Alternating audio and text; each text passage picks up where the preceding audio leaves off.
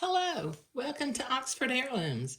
It is time to insert our fancy panel into our piece of Swiss batiste that was our rectangle for the front bodice piece.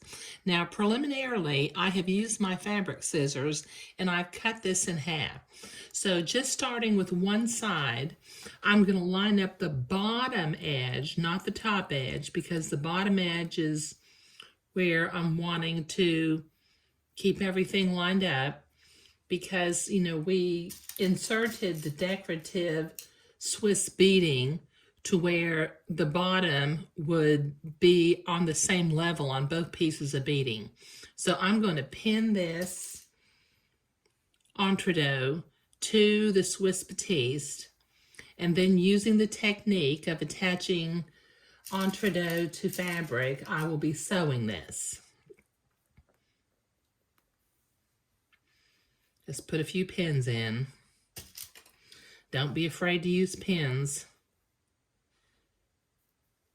When I was a lot younger, I used to try to get away with not using very many pins, but I learned the hard way that you don't have as much control over your project.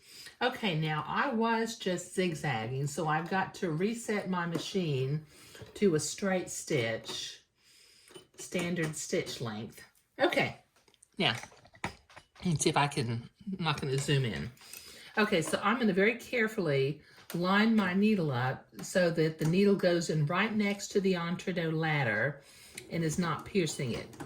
And very carefully, oops, I've got a tangle in my thread. Hold on just a minute. Okay, well that required rethreading my machine, but now I'm ready to sew. So I'm going to sew next to the entredot line, taking the pins out as I come to them, just staying right next to the entredot line without piercing the entredot ladder and without floating too far away from the ladder itself.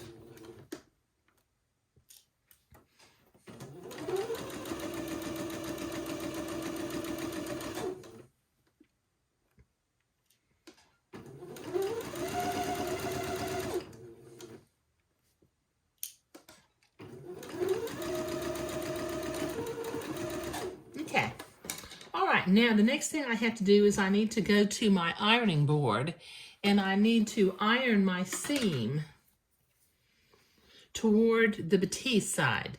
And then I will come back and I'll do some zigzag, but that'll take me a minute to get to the ironing board.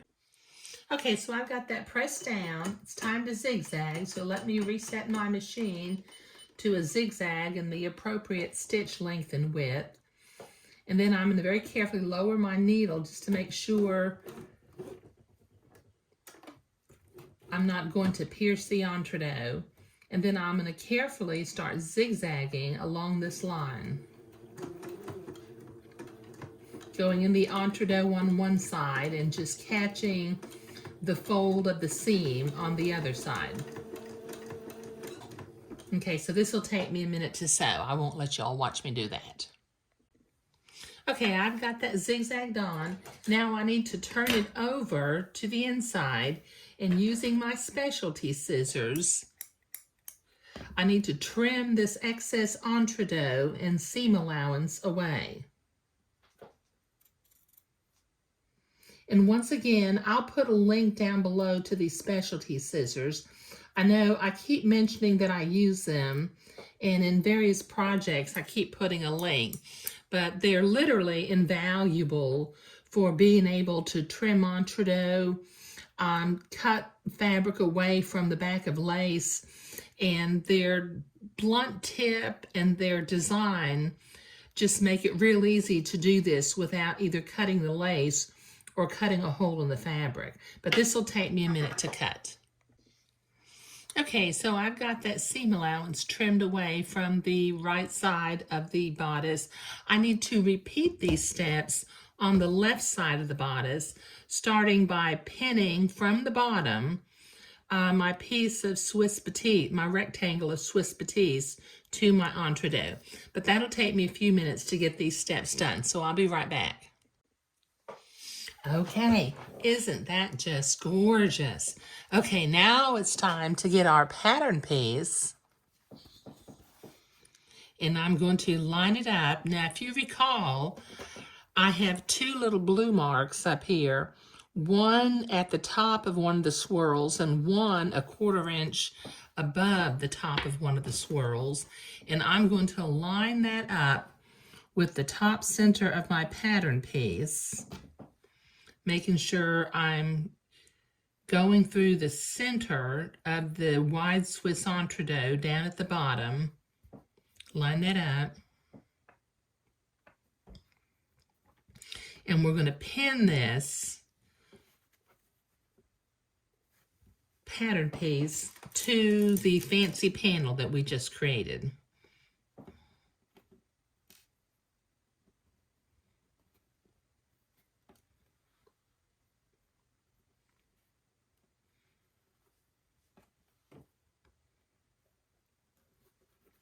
Okay, this will take me a minute to pin.